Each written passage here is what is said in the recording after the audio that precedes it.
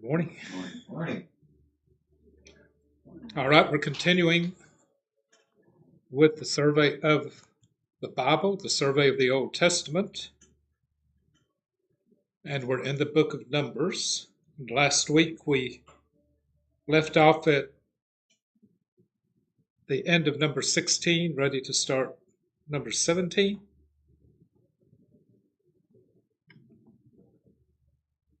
And just to tie us in with where we left off last week, here is a summary of what of number 16. I talked about that last week.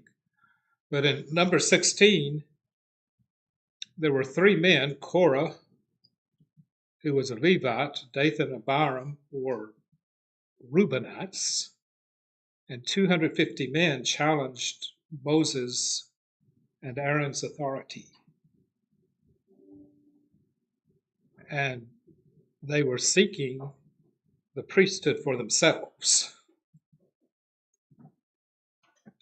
The Lord appeared in a cloud, and then he gave instructions to Moses that the men were to present incense before the altar, to take their censers and to present incense. And by this means that it would be shown who the Lord had actually chosen for the priesthood. So the men took incense on their censers, but Moses made a statement. He said that if these men die a natural death, the Lord did not appoint me. And I'm abbreviating the chapter a little bit. We looked at it last week, but in the end, the earth opened up and swallowed those 250 men. And then, well, actually, not the men, it swallowed their families, but then the fire came down from heaven and consumed those 250 men. And the people were terrified, which obviously they would be. But there's a hint at the end of the chapter that they still, at the end of the chapter, Moses and Aaron are standing alone. The Lord has demonstrated these are the people I've appointed. And the statement I started to make a minute ago is premature. That's at the end of chapter 17. So, picking up where we left off, in number 17, and these bullet points are just summaries of these verses. I'm not quoting the verses. But the Lord instructed Moses to have each tribe, the leader of each tribe, take a staff and to write their names on it.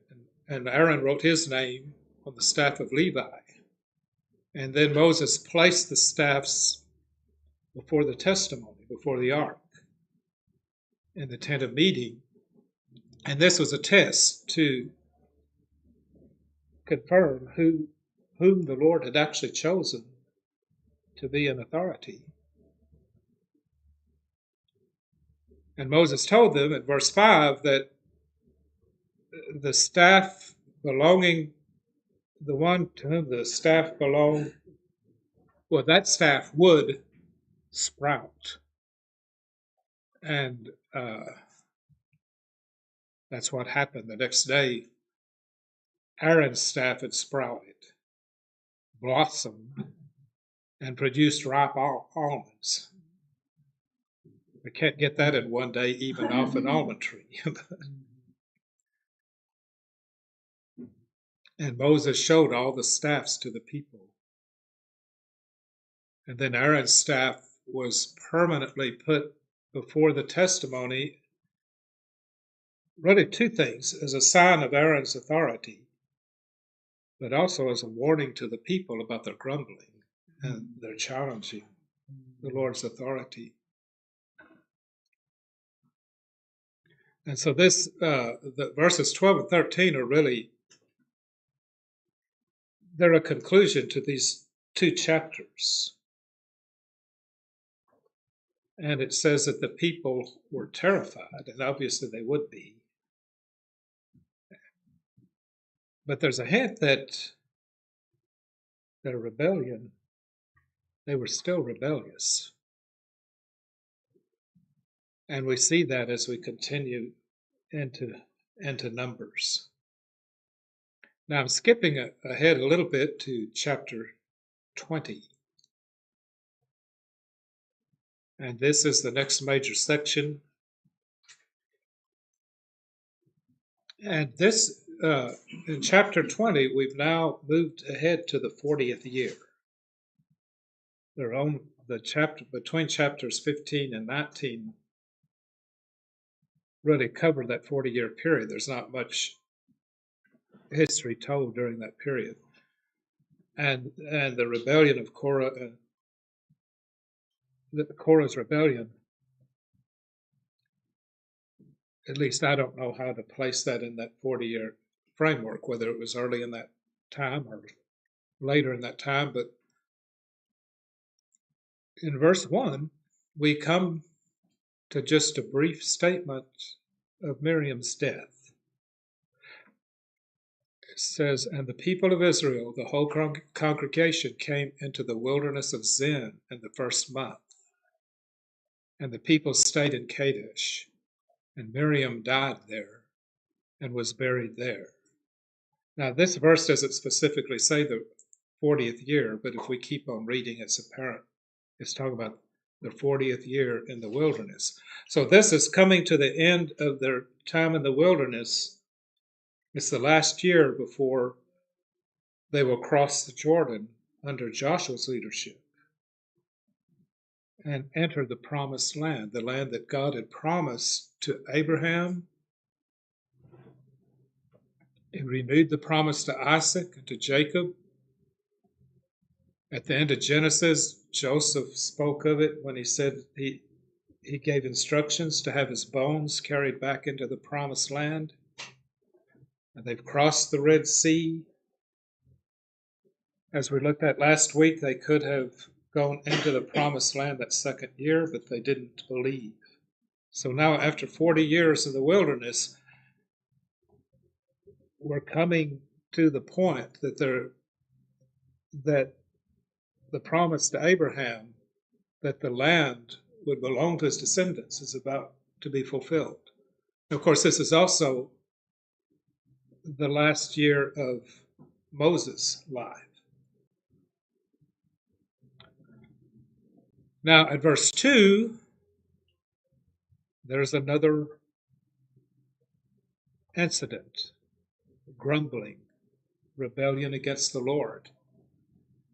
And this place became known as Meribah. And at the beginning of the chapter, in the first 5 verses, or specifically verses 2 through 5, they had arrived at Kadesh, is the name of the place where they went, and the people started grumbling again. So even after 40 years,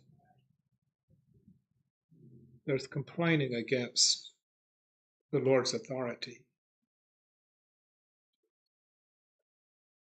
And we need to guard our own hearts, because we have the same kind of inclination as they did. You know, we can't read these things and think, well, those terrible Jews, I'm glad we're not like them.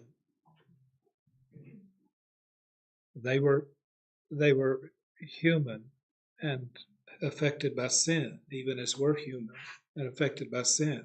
And we certainly see our own tendencies. And these passages are a warning for us. Well, here I'll read verses 3 through 5. It says, "And the people quarreled with Moses and said, would that we had perished when our brothers perished before the Lord. Why have you brought the assembly of the Lord into the wilderness that we should die here, both we and our cattle? And why have you made us come up out of Egypt to bring us to this evil place? It is no place for grain or figs or vines or pomegranates, and there is no water to drink." Now let's think about that last sentence. Again and again, the Lord had promised, "I will give you the land," and it's a land of milk and honey. And this is a statement, it's blatant unbelief. We don't see anything good here. There's no grain, there's no figs, no vines, no pomegranates. There's not even water to drink. It's been 40 years.